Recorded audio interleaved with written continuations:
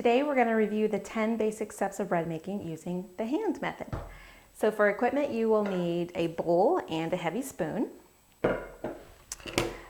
A bench knife and a bowl scraper are nice to have, or you could use a spatula if you don't have those. A timer, or use your watch or oven timer. You'll need a loaf pan and a tea towel to cover it with while it's rising. And then we'll take a look at our ingredients. We have our hot water, vegetable oil, instant yeast. In this bowl I have the rolled oats, the organic sugar, the real salt, the vital wheat gluten, and the dough enhancer. And then I have pre-measured some hard white wheat flour. Step number 1 is to mill fresh flour. Now I happen to have some left over from a previous batch, and I went ahead and measured about 3 cups into this bowl. Now I know that I told you never to measure the flour, but when you are kneading by hand, it's a little trickier to tell how much flour you need to use because it doesn't ever stop sticking to your hands the way it will come away from the bowl and clean the sides and bottoms of the bowl when you're using a mixer. So I went ahead and measured about 3 cups of flour, and this is much more than I'm going to need because I've already got some rolled oats here as well, and they act as part of the flour. So I'm going to get started with, and I've already done step number 2, which is to measure the ingredients. So 1 and 2 we're done. We're starting with step number 3, which is to mix.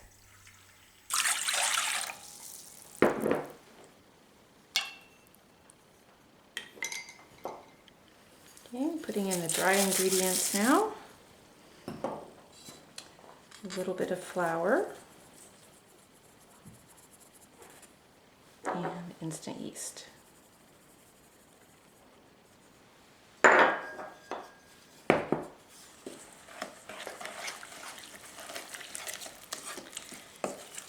During this initial batter stage, if you wanted to, you could use a hand mixer, an electric hand mixer, because that would help to get some of that initial gluten activation going, and it might save you a little bit of hand kneading time later.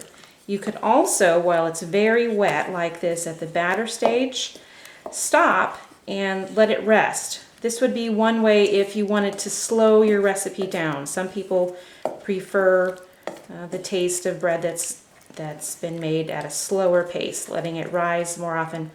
I don't really think that's necessary, but I leave that up to you. So if you're going to do that, you would stop when it's very wet like this. That gives the yeast a chance to bubble up. Some people call this sponging, although it's not really a true sponge. And you could stop for 15 to 30 minutes, cover it and let it rest, and then come back and continue mixing as before.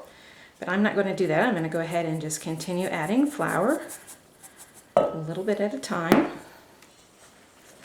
until I can no longer stir it easily in the bowl.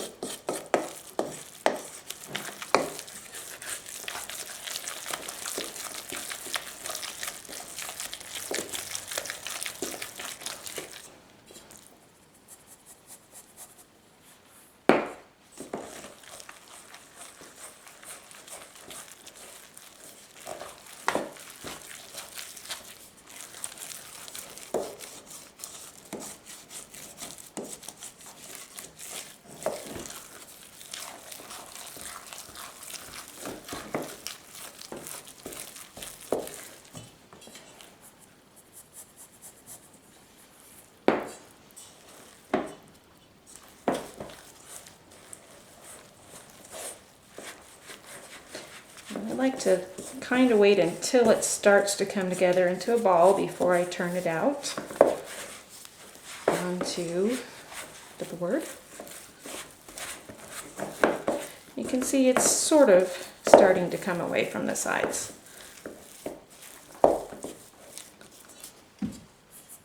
I keep it in the bowl as long as I can because it's just not as messy to work with that way on board.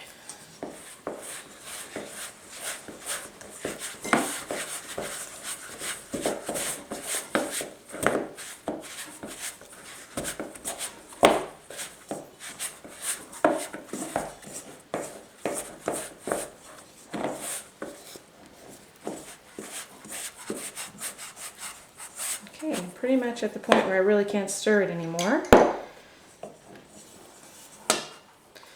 So I'm going to put it out onto my board. Now I'm not oiling the board this time. I do want a little flour on the board because we are still in the mixing stage. I'm still adding flour to the bowl, or to the dough rather.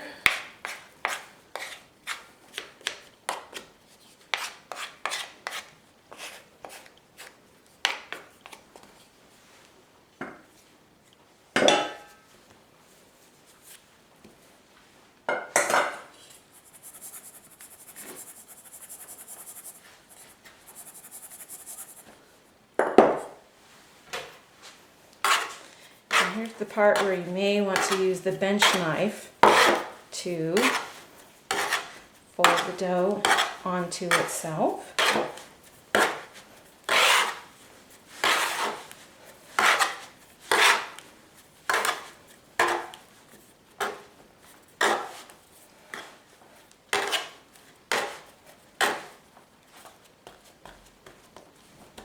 Okay, I feel like I could probably handle it a little easier now. So I'm going to start, get a little flour on my hands, and start kneading. This is almost to the point where we can stop adding flour because it's sticking to itself now more than it's sticking to me. It's still a little bit sticky, and I'll tell you how to do another little quick test is if you want to weigh the dough, you can also see that we are just about an ounce or so short of 1.5 pounds. So that's another, if you're doing, especially if you're doing more than one loaf and you're just having trouble telling, is it still sticky? Is it, is it right yet? And if you're not sure, you can weigh it because using this recipe, you should get about 1.5 pounds per loaf. So if you're doing 2 loaves, of course, you would want your dough to weigh about 3 pounds. So I'm gonna just use a little bit more flour. Now my kneading technique is really not the best. You can probably learn hand kneading techniques better from someone who does it all the time. I don't do it very often, only when I'm showing people how to do it. And even that, I usually show people how to do it by machine. But basically what you want to do is to fold the dough onto itself and then kind of roll it over and flatten it out and then do the same thing again. Now you can do it one-handed or two-handed, and some people have a very exact science of how they do it, and I just kind of keep it going because really that's all it needs. It just needs to keep going. It just needs to keep being moved and stretched and worked. So it doesn't matter if your method is beautiful to look at. You just keep it moving. You kind of roll it around a little bit like this. What you do want to avoid doing is to really smash it out flat a lot, because the more you do that, you see, the more you're going to stick to you, and then the more you're going to think, well, you need to keep adding flour. And if you add too much flour, of course, it's going to come out very dry. So we want to kind of minimize the amount of surface contact that our hands, see, I'm just kind of using part of my hand to keep it going. Just kind of my fingers. Now I feel like this is probably at the point where it's got the right amount of flour to liquid. So I'm just going to rub this extra residue off my hands here. Pick out all that up. I don't want to lose any good bites of dough there. Okay, and now I am going to add a little bit of oil to my hands and to the board so that I can keep working it a little bit longer. Now the dough won't actually absorb all of this oil, so we don't have to worry about now getting it too wet. I suppose you could add too much oil, but A light coating is just going to make it easier for you to work with.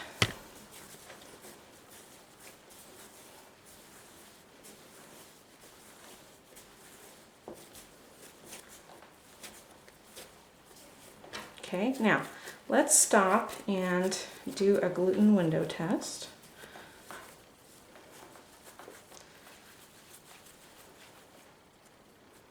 And see where we're at.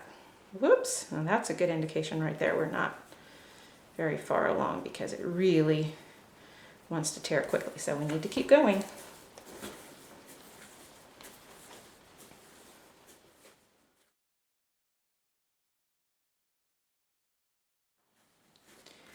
All right, it's time for a gluten window test again. My hands are tired.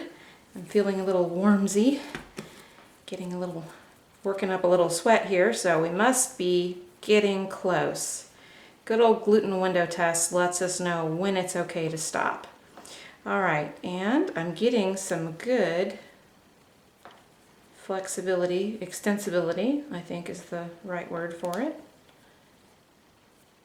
Getting a nice thin membrane there, which is what we want. It will tear eventually, of course. I mean, if I just keep going, it's going to tear, but I want it to be able to get to the point that it stretches easily, and we have done that. So this is a good one. We're ready to go. Now, if you found that it was just not quite getting the right window yet, if you find that you're not getting a successful gluten window and it's very difficult to continue kneading, or it's sticky or anything, always you can stop and let it rest. Cover it with a piece of plastic, a damp towel. You can let it rest for a few minutes. That will relax the gluten and make it a little bit easier to knead for a little longer. So you can stop and rest, take a break if you need to, answer the phone, come back, continue kneading it, do a gluten window test as often as you need to until you're satisfied with the results. Now we're finished with step 4, and we're ready to move on to step 5, which is divide and deflate. Now, since I'm just going to make one loaf, there's nothing to divide. It's already in one loaf. But if I wanted to make dinner rolls or something out of this, then I would. But all I really need to do is deflate. If this had sat here for any amount of time while I was cleaning up my bowl or anything, I would need to deflate it. But since I've just finished kneading it, it really doesn't need any deflating happening. So we're going to move on to step number 6, which is to shape. And the way you want to shape it is, kind of muss it up here again like it was, is to put your thumbs in the middle and pull out, down, and around. And then you're going to pinch these, tuck it in a little bit and pinch the sides. Now if it's a little bit shaggy there on top, a little bit rough, you can rock it back and forth until it's got a nice smooth top. And then we're just going to kind of tuck those edges in and place it into our greased pan. Now I happen to have another piece of dough here because it took me a couple of tries to get this right on camera. So I'm going, and you can see this one is a little bit puffed up, so I am going to deflate it.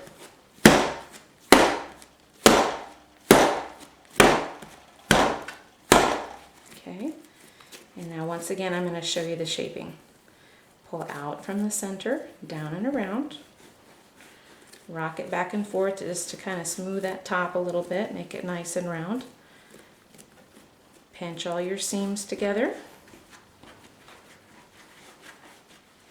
And we're just kind of rounding it up here, just tucking it under a little bit. Okay, I'm kind of looking for a little football shape. And it's still going to look a little bit rough because we've got little pieces of oats showing through, but that just makes it good. All right.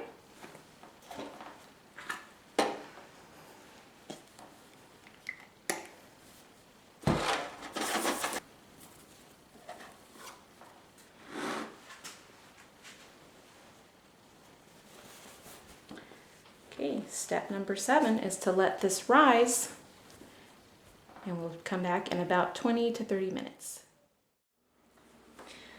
All right, this bread has risen nicely. You can see how high it is above the pan.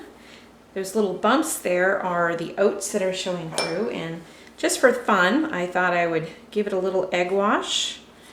This will make it look nice and pretty and golden. Just painting it with a little bit of egg yolk and a little water mixed together. And then I'm going to sprinkle that with some more rolled oats.